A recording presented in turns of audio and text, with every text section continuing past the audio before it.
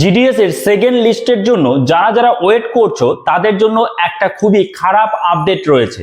তোমার মানে যত নম্বরই থাকুক না কেন, যত তোমার অ্যাভারেজ থাকুক না কেন, তোমার কিন্তু সেকেন্ড লিস্টে নাম আসবে না যদি তুমি ওয়েস্ট বেঙ্গলের ক্যান্ডিডেট হও। তোমার যত নম্বর থাকুক, ওয়েস্ট বেঙ্গলের ক্যান্ডিডেট হলে তোমার কিন্তু সেকেন্ড লিস্টে নাম না আসার সম্ভাবনা রয়েছে।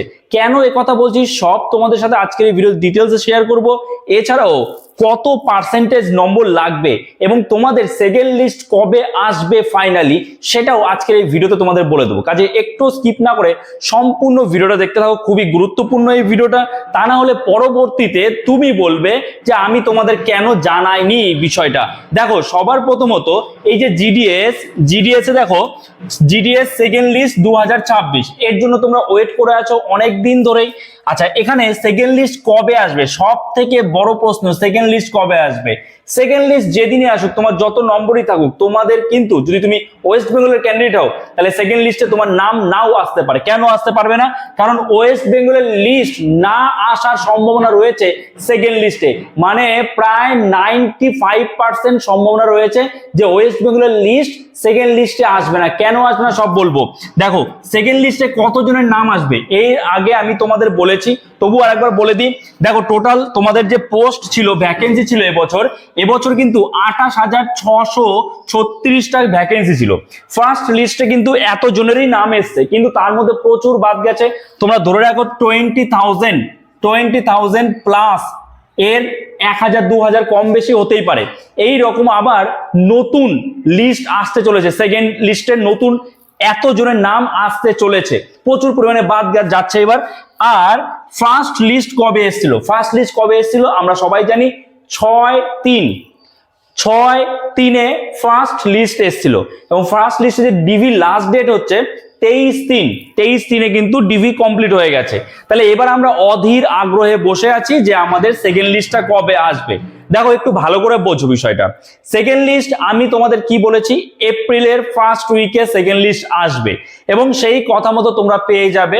আজকে হচ্ছে এপ্রিলের 5 তারিখ, 6-7 মানে যে কোনো সময় আসতে পারে, আজকেও আসতে পারে, কালকে বা 7 তারিখে, মানে ফার্স্ট উইকের মধ্যে তোমরা সেকেন্ড লিস্ট পেয়ে যাবে, এটা কনফার্ম। কিন্তু সেকেন্ড লিস্টে ওয়েস্ট বেঙ্গলের নাম নাও থাকতে পারে। কেন থাকবে না? দেখো তোমরা জানো ওয়েস্ট বেঙ্গলে কিন্তু বর্তমানে ভোটের একটা আবহ শুরু হয়ে গেছে। কেমন? কারণ আমরা জানি ওয়েস্ট বেঙ্গলে ভোট কবে কবে, 23/4 এবং 29/4 এই ডেটে কিন্তু ভোট রয়েছে। তো এবার ভোট যেহেতু রয়েছে এবং সেই কারণে বিভিন্ন ধরনের নিয়ম বা বিধি যাই বলো সেটা কিন্তু লাগু হয়ে গেছে ওয়েস্ট বেঙ্গলে। তো সাধারণত দেখা গেছে, এর আগেও দেখেছি আমরা, যে যদি কোনো রাজ্যে সেই সময় ভোট পড়ে তাহলে সেক্ষেত্রে কোনো নিয়োগ প্রক্রিয়া বা কোনো রেজাল্ট প্রকাশ কিন্তু হয় না। এই কারণেই তোমাদের বলছি যে সেকেন্ড লিস্টও চলে আসবে, কিন্তু তুমি যদি ওয়েস্ট বেঙ্গলের ক্যান্ডিডেট হও, তুমি যত নম্বরই পেয়ে থাকো, তোমার সেকেন্ড লিস্টে নাম নাও আসতে পারে। কারণ ওয়েস্ট বেঙ্গলের লিস্ট না আসার সম্ভাবনা রয়েছে 95%। মানে যদি ইলেকশন কমিশন যদি অনুমতি দেয় তাহলে তোমাদের লিস্ট আসবে। কিন্তু সাধারণত দেখা গেছে যে রাজ্যে কোনো ভোট প্রক্রিয়া চলে সেখানে কোনো নিয়োগ প্রক্রিয়া বা কোনো রেজাল্ট প্রকাশিত হয় না।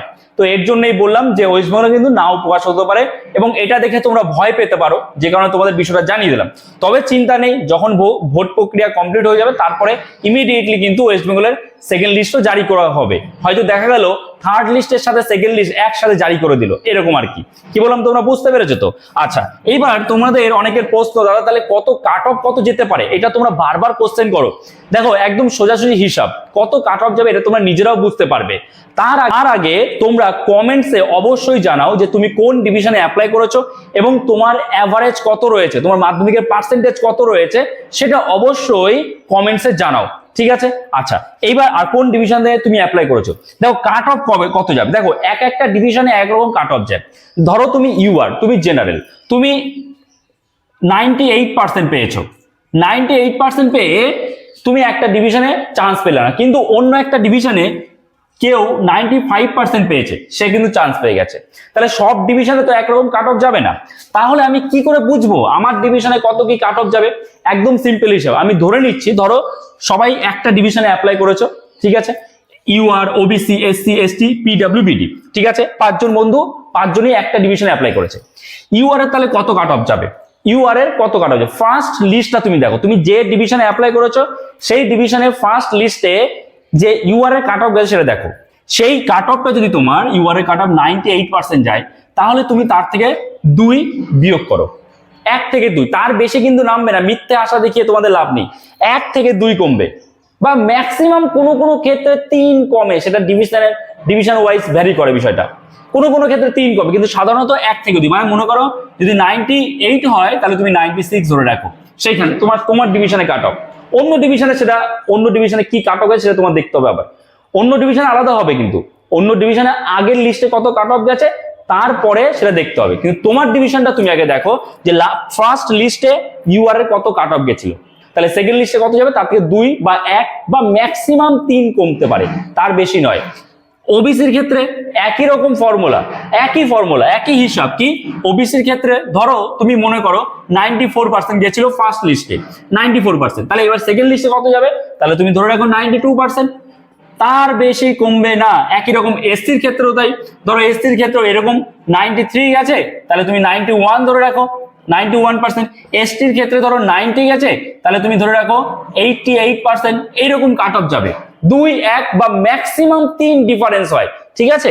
এবার দেখো পিডব্লিউবিডি দের কিন্তু একটু আলাদা হয়, পিডব্লিউবিডি দের কাট অফটা অনেকটাই কম যায়। কেমন ধরো, যদি পিডব্লিউবিডি দের কোথাও 70% কাট অফ যেয়ে থাকে, 70% কাট অফ ফার্স্ট লিস্টে, তাহলে সেকেন্ড লিস্টে কত যেতে পারে? সেকেন্ড লিস্টে সেখানে তোমার 70% যেতে পারে, 70% কিন্তু যেতে পারে পিডব্লিউবিডির ক্ষেত্রে। কিন্তু বাকিগুলোর ক্ষেত্রে 2, 1 করে কমে, তার বেশি কমে না।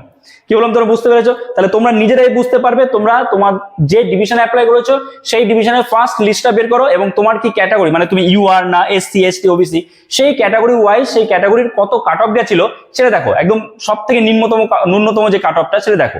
তো সেই কাট অফ দেখার পরে তুমি নিজেই বুঝতে পারবে, তার থেকে 2, 1 বেশি হবে, খুব জোর 3, তাহলে তোমার কাছে কিন্তু হিসাবটা ক্লিয়ার হয়ে গেল।